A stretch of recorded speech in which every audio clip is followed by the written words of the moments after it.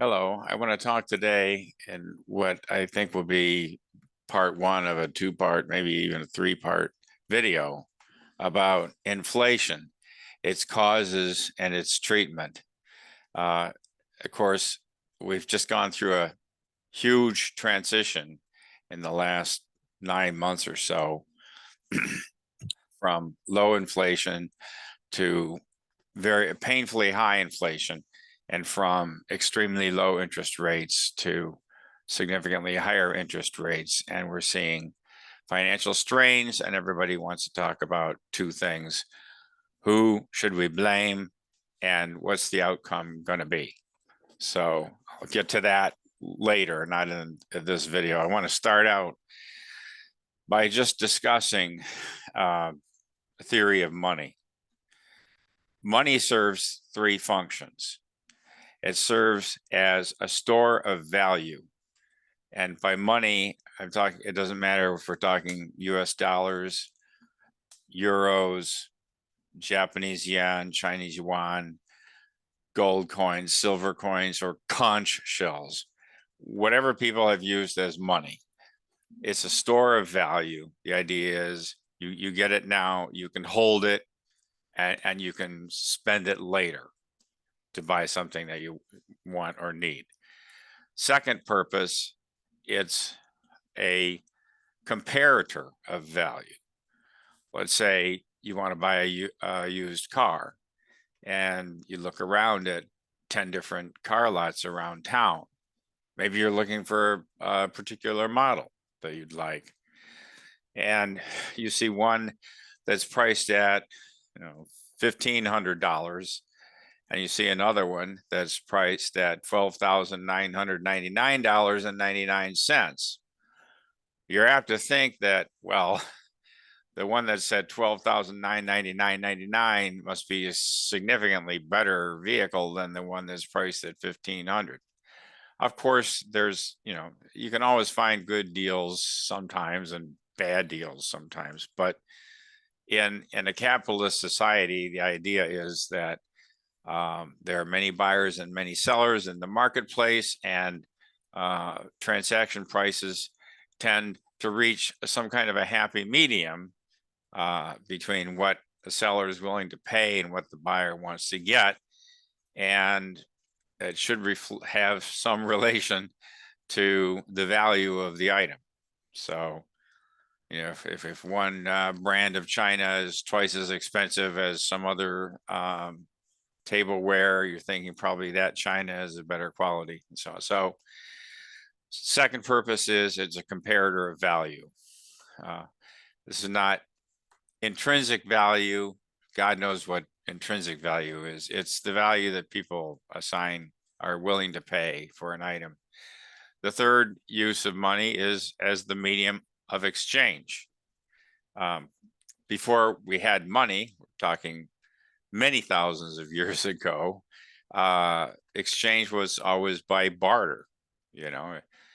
If you were a farmer and you had sacks of potatoes, but you wanted a mule to pull your plow, you might ask a guy that had an extra mule, how many sacks of potatoes would you need to give me your mule?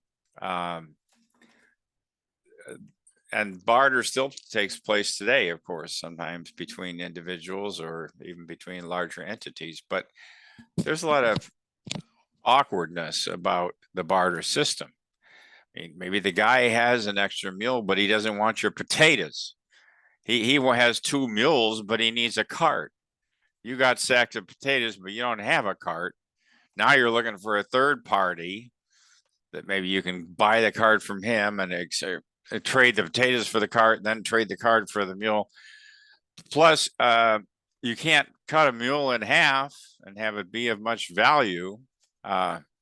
So it's a lot simpler if you have one unit of exchange and you can just buy something or sell something to one party, take that same unit of exchange, buy something else from another party. You can divide it up into different amounts, and it's much easier. So those are the three basic functions of money. The interesting thing is that no money that we use now or that we've ever used ideally serves all three functions. Some things serve all three functions, but not perfectly. Some things maybe serve 2 out of 3 functions, or just 1 out of 3 out of the 3. But anyhow, those are the 3 functions we want money to serve. People talk often about hard money versus fiat money. For much of recorded history, the usual medium of exchange, the usual money, was in the form of gold and silver coins, because they're scarce, because, well, gold in particular doesn't tarnish. It's very, very durable, because it's beautiful, because it's easy to shape and form, etc. So that was hard money, is gold and silver. In today's world, in the last 100 years or so, we've been in the era of fiat money. Fiat money simply means a government issues pieces of paper or, coin tokens of some type and says, there, that's money. And it's good for all transactions in our jurisdiction. Not that it's the only one you can use. People still would barter some things, or they might choose to transact in another nation's currency. But the government declares this is considered good currency for any debt or transaction in our jurisdiction. Now, at first, our paper money was still on the gold standard. You could actually, if you wanted to, take dollar bills to the bank and demand to exchange it for gold. The dollar bills were a lot easier to carry around in a wallet than heavy gold coins. So most people were happy just using the paper stuff. And if you're old enough to remember, Richard Nixon took us off the gold standard, said, no, we're not going to exchange our paper currency for gold anymore. Not even for another nation. It is what it is. It's backed by the full faith and credit of the United States government, whatever that means. Just saying, that's our money. Just use it. Now, at the time before we went off the gold standard, gold had been fixed for a long time at 35 US dollars per ounce. What's gold worth now in US dollars? Oh, around 1,900 US dollars per ounce. So you could say, gee, the price of gold really inflated since 1970 something, or contrary-wise, the value of the dollar sure went down. That's the common complaint and big concern about all fiat currencies, is because, unlike the supply of gold or silver, the government can print as much of that paper stuff as it wants. And governments are always finding reasons why they want to print more, because they're running a deficit, or they want to engage in some large new spending project. People don't like paying taxes, and they say, well, if we print twice as much of the money, we can buy twice as much stuff. Well, there's obvious problems with that.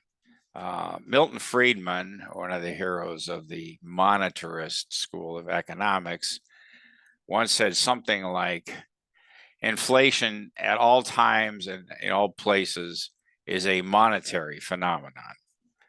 What he was saying is that when the price of goods and services is going up, it's because the government created too much money. It's by printing too much of it, it devalued its use.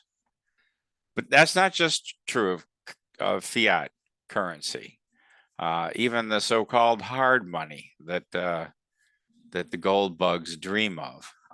Think of the example of Spain if you read in the history books how Spain invaded the New World, and they brought home tons and tons of gold and silver that they stripped from the Native American empires of the time. The Spanish government said, wow, we're rich. Look at all this gold that we have.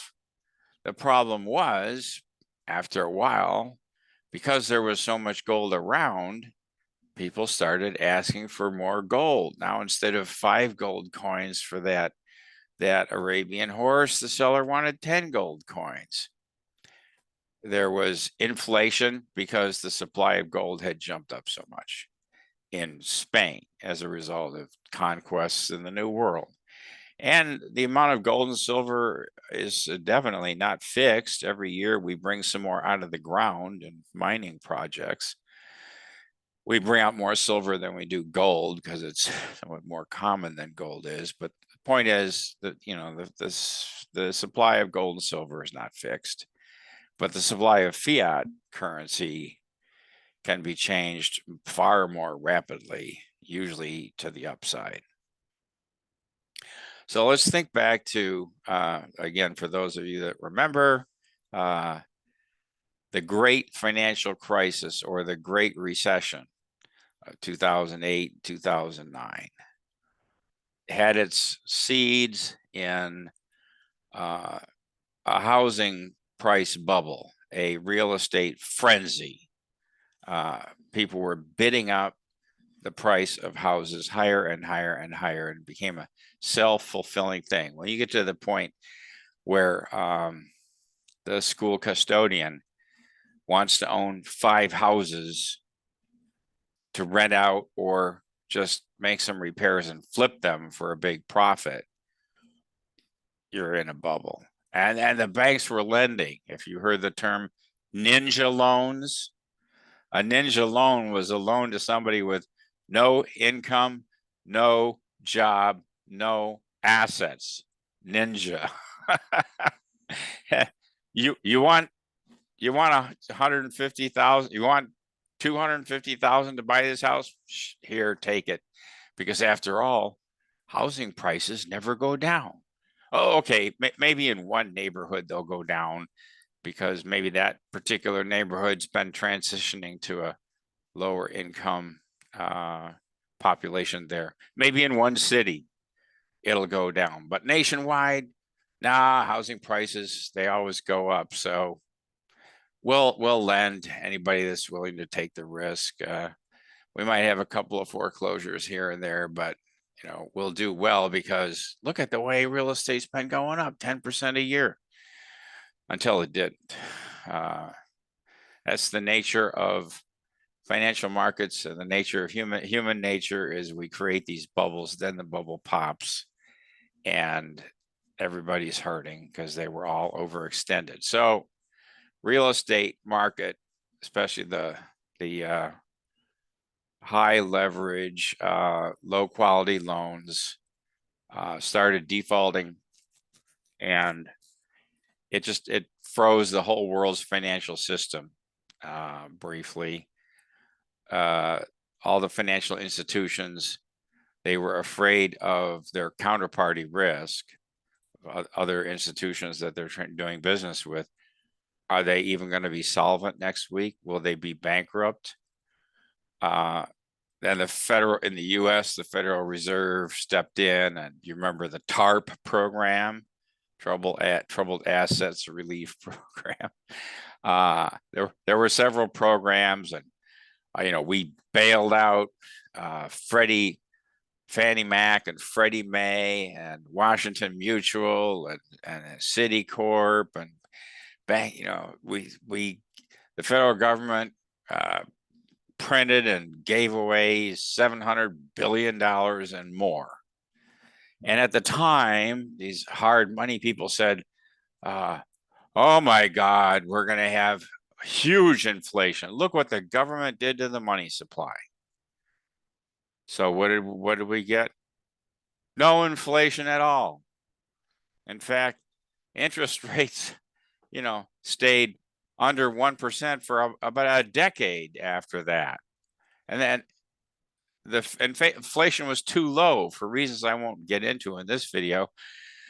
The Federal Reserve and the Treasury and all the financial experts wanted to see an inflation rate of about 2% per year. They couldn't even get it up to 2%. Again, this wasn't just a US phenomenon either. It was happening all around the industrialized world, low inflation. Despite all this money having been created with a wand or a printing press or just computers. Why? Well, because to understand how inflation works, you have to think not just about the total supply of money in the economy and the total supply of goods and services. You also have to think about the velocity of money. Just in a simple sense, about the velocity of money. How many times does a dollar bill change hands in the course of a year? When the Federal Reserve created, let's say, $700 billion and gave it to the banks so that they didn't go bankrupt, they didn't lend it out. It just sat on their books to show that they were solvent, to show that they weren't bankrupt. It went nowhere. Money that goes nowhere and does nothing, it's like it doesn't exist. It has no effect on inflation. In fact, with the same given money supply in the nation, if people start saving more money, putting it away in savings, that has an effect of shrinking the effective money supply and would tend to drive down the price of goods because there's not as much money in circulation for them. So the third factor that affects inflation, which is, inflation, you have to look at it globally. Different people use different definitions for inflation. A common average person on the street might say, oh my God, inflation and the price of eggs is terrible because a dozen eggs costs twice as much as it did a year ago. Well, if that were the only thing that went up, and that was because we slaughtered 54 million chickens because of avian flu, so we don't have the chickens laying the eggs, maybe the cost of eggs doubled, but the cost of other stuff stayed the same or went down.